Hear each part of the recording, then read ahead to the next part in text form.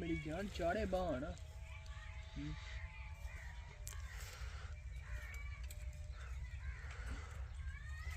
कंदर उड़ता भी नहीं कोई भी एक उड़दा हरा छोटा अगे उड़ जाता है फिर ओह गुठू फाड़ के लेंदा गवाच न जाए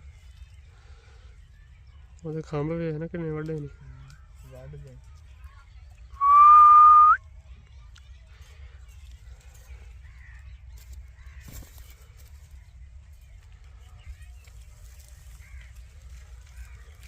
ਤੇ ਘਾਟਾ ਰਾਹ ਨਹੀਂ ਆਉਂਦਾ ਯਾਰ ਤੁਹਾਡਾ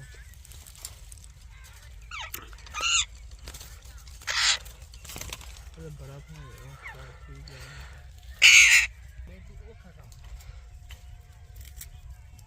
ठीक है तो वाढ़ नहीं पड़ा यार